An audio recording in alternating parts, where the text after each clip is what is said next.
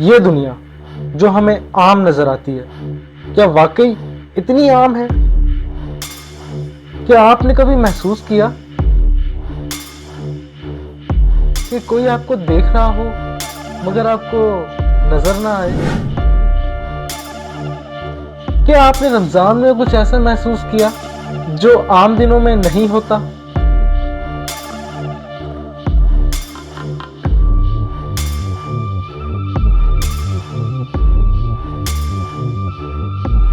جنات بھی ہماری طرح عبادت کرتے ہیں، مگر کیا وہ بھی روزہ رکھتے ہیں؟ کیا وہ بھی بھوک اور پیاس محسوس کرتے ہیں؟ اور سب سے اہم سوال، کیا یہ سب ہمارے آس پاس ہی ہو رہا ہے؟ آج ہم کھولنے جا رہے ہیں ایک ایسا راز جو شاید آپ نے پہلے کبھی نہ سنا ہو۔ میرا نام فیضان ہے اور اب تک اس چینل پر آپ لوگوں نے مجھے پاکستان سمیت دنیا کے مختلف سڑکوں، بازاروں، صحراؤں، دریاؤں میں سفر کرتے دیکھا ہوگا، لیکن اس دفعہ سفر ذرا الگ ہے۔ اس رمضان میں لے کر آیا ہوں ایک ایسے سفر کی کہانیاں جو صرف مقامات نہیں، سوچ بدلنے کا ذریعہ بھی ہے۔ یہ صرف ایک ڈاکومنٹری نہیں، ایک روحانی مسافر کا سفر ہے۔ تیار ہے؟ آئیے میرے ساتھ۔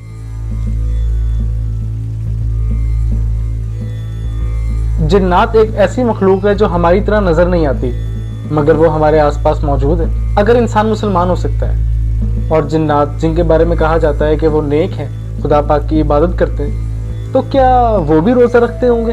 یہ سوال تو بڑا عجیب سا ہے، لیکن کچھ ڈھونڈنے کی کوشش کرتے ہیں۔ قرآن و حدیث کے مطابق جن ایک خاص قسم کی آگ سے بنائے گئے ہیں۔ قرآن پاک میں سورہ ہجر میں اللہ تعالیٰ فرماتے ہیں، جس کا ترجمہ یہ ہے کہ اور اس سے پہلے جنات کو ہم نے لو والی آگ سے پیدا کیا۔ یہ آیت اس بات کو واضح کرتی ہے کہ جنات کی تخلیق انسانوں سے مختلف ہے اور انہیں ایک لطیف مخلوق یعنی کہ انویزیبل کریچر کے طور پر پیدا کیا گیا ہے جو کہ آگ سے بنی ہے۔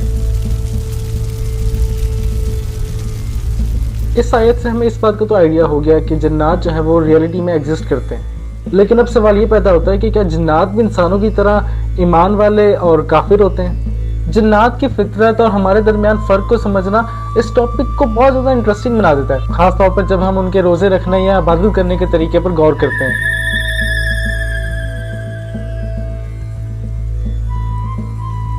اصل میں انسانوں میں جس طرح سے کچھ لوگ مسلمان ہوتے ہیں، کچھ کافر، اسی طرح جنات میں بھی ایک بہت سے جنات آپس میں گروہوں میں بٹے ہوئے ہیں۔ قرآن پاک میں سورہ جن میں اللہ پاک فرماتے ہیں، جس کا ترجمہ یہ ہے کہ اور کچھ تو ہم میں سے فرما بردار ہیں اور کچھ نافرمان، بس جو کوئی فرما بردار ہو گیا تو ایسے لوگوں نے سیدھا راستہ تلاش کر لیا۔ اس آیت سے یہ ثابت ہوتا ہے کہ جنات بھی انسانوں کی طرح مختلف عقائد رکھتے ہیں، کچھ سیدھے راستے پر چلتے ہیں جبکہ کچھ سرکش اور نافرمان ہوتے ہیں۔ فرما بردار جنات یا نیک جنات سے ریلیٹڈ صحیح مسلم میں ایک واقعہ بھی ہے جو قابل ذکر ہے۔ حضرت ابن مسعود رضی اللہ تعالیٰ عنہ سے روایت ہے کہ ایک رات ہم رسول اللہ صلی اللہ علیہ وآلہ وسلم کے ساتھ تھے تو ہم نے آپ صلی اللہ علیہ وسلم کو گم پایا۔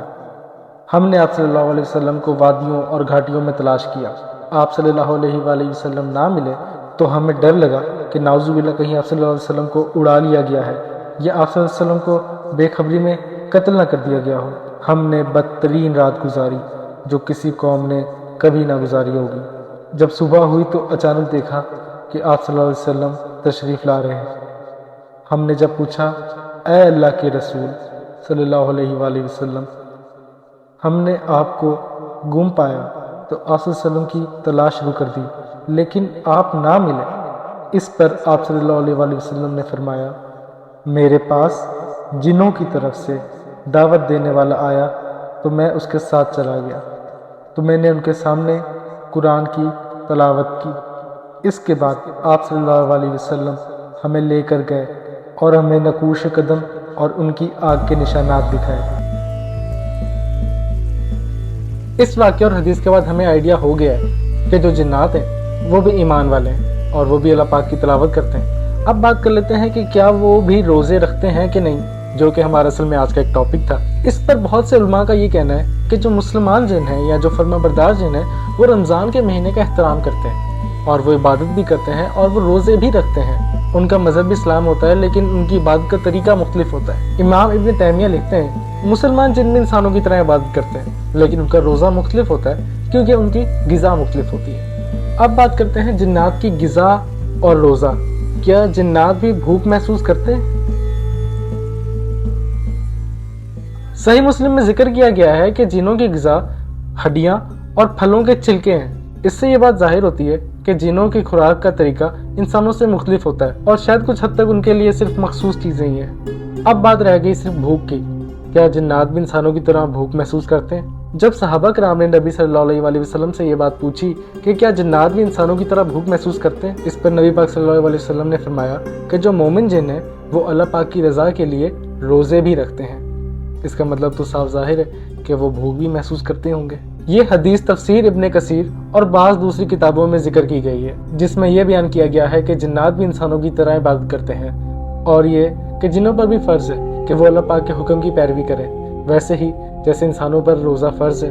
اس حدیث سے یہ بھی ظاہر ہوتا ہے کہ جنوں کی بھوک بھی انسانوں کی طرح ہوتی ہے، اسی لیے جنات بھی روزہ رکھتے ہیں۔ تو اب آپ کو یہ تو پتہ چل گیا کہ جنات جو نیک اور فرمانبردار ہوتے ہیں وہ اللہ پاک کی رضا کے لیے روزہ بھی رکھتے ہیں، اور ظاہر سی بات ہے کہ روزہ رکھنے کا مطلب ہی یہ ہوا کہ انہیں بھوک محسوس ہوتی ہے۔ لیکن اب یہاں پہ ایک اور سوال پیدا ہوتا ہے کہ کیا شیطان بھی روزہ رکھتا ہے؟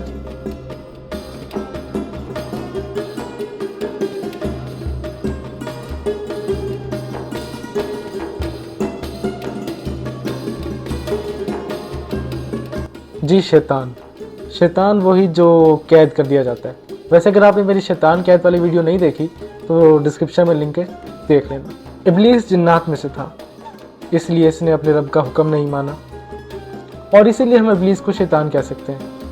اور اس بات کا جواب یہی ہے کہ شیطان کبھی روزہ نہیں رکھ سکتا کیونکہ روزہ اخلاص کا ثبوت ہے۔ تو جی کل ملا کے اس ڈاکومنٹری کا کنکلوژن یہی نکلتا ہے، ہم سب کے آس پاس وہ موجود ہیں جنہیں ہم دیکھ نہیں پاتے، وہ بھی ہمارے جیسے روزہ رکھتے ہیں، بھوک محسوس کرتے ہیں، عبادت کرتے ہیں، لیکن ان کا عالم ہمیں نظر نہیں آتا۔ ان کی عبادت میں بھی وہی سچائی ہے جو ہماری ہے، مگر ایک پردہ ہے جس کی وجہ سے ہم انہیں نہیں دیکھ سکتے۔ یہ پردہ ہمیں ان کی حقیقت سے غافل رکھتا ہے جس کی وجہ سے ہم اپنی ہی دنیا میں گھوم رہتے ہیں۔ تو سمجھ لیجئے جیسے اب اس رمضان میں ہم اپنی عبادتوں میں مصروف ہیں، وہ بھی کہیں آس پاس اپنی عبادتوں میں مصروف ہیں۔ آپ کو یہ ڈاکومنٹری کیسی لگی لازم بتائیے گا اور نیکسٹ ڈاکومنٹری کا انتظار کیجیے گا۔ آپ سے مل کے خوشی ہوئی۔